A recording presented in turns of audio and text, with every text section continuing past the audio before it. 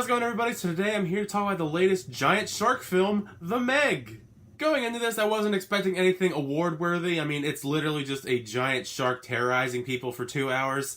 Not only that, but Jason Statham is usually pretty known for these over-the-top action roles, you know, Fast and the Furious, Transporter, Crank, and all that. So it's almost like the perfect, spitball of ridiculousness to have this giant shark movie, and it stars Jason Statham. So I was really on board. I was expecting some crazy over-the-top summer blockbuster. And since I haven't read the book this film is based on, I can't really compare and contrast the differences between the source material and the movie that we just got. But, I'm just going with a fresh slate. I've seen a bunch of shark movies lately because I did a collab with Rama over at Rama's Screen talking about shark movies leading up to this film. I'll leave a link down below if you want to check that out. I posted it earlier today.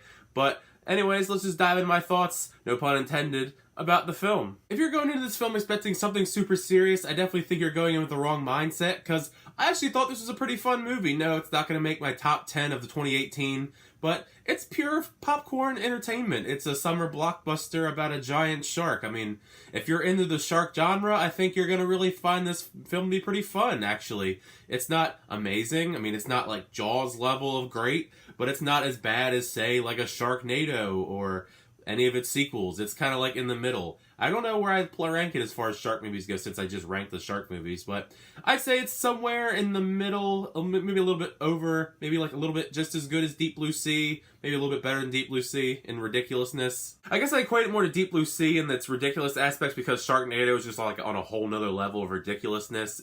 Deep Blue Sea is ridiculous, but it's not like on that same level. I mean, the Megalodon shark in this does get some pretty insane things that he does. That actually makes this really exciting, especially the third act. The third act of this film, it was such a blast to watch. I mean, especially on an IMAX screen, but seeing this giant shark doing all this amazing destruction it was just so amazing to watch on screen.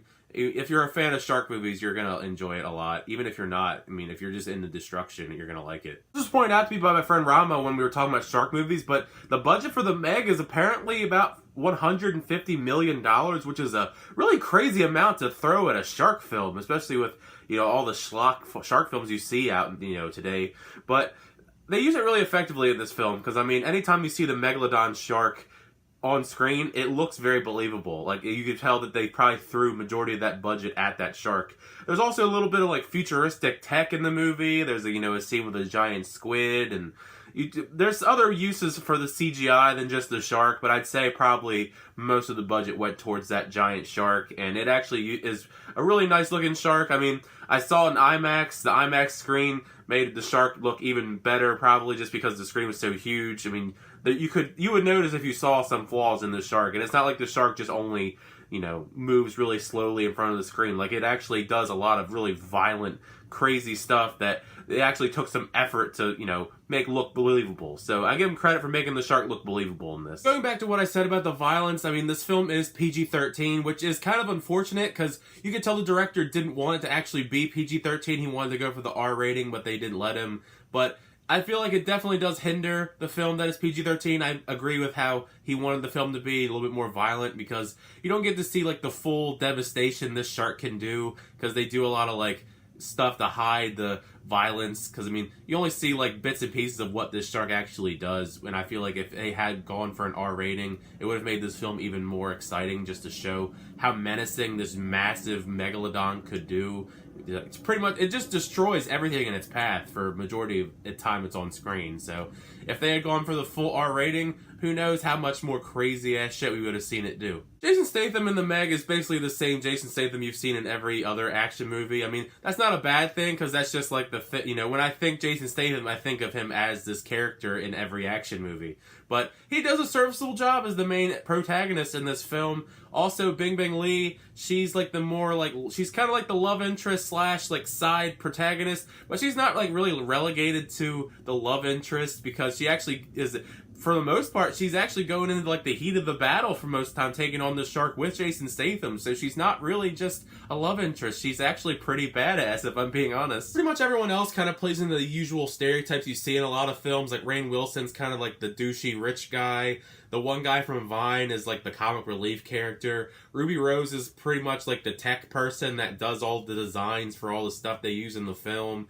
You got like the stereotypical like fat funny guy, and he has his own sidekick that's the Asian. Well, I forget the guy. He's the guy from Heroes. I forget his name.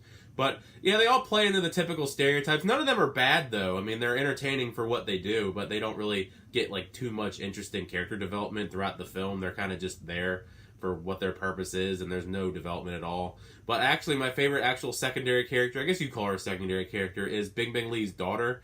She was adorable and also hilarious. So if you see this film, be on the lookout for her. She was probably one of the best parts of the film, other than the giant shark and Jason Statham Bing Bing Lee. Overall, though, I think if you want some really good, fun, popcorn-style entertainment, this is definitely the watch, especially if you're a shark fan or you just like really crazy, dumb action films. Jason Statham does his job doing another great action film. You know, you got a giant shark. I mean, like I say, there's nothing great story-wise, but it's just a giant shark terrorizing people for 2 hours. I mean, what did you really expect when you came to see this movie? It's just a giant shark terrorizing people for 2 hours. But if you're into that kind of stuff, give it a watch. I mean, if you're not, I mean, I still think you should check it out. Maybe as a rental in the future when it comes out on, you know, Netflix or Redbox or one of those. But those are just my thoughts on The Meg. Leave in the comment section down below if you plan on going to see The Meg when it comes out this weekend, or what you thought of it. Did you like it? Did you love it? Let me know. But also, thanks for checking out my review.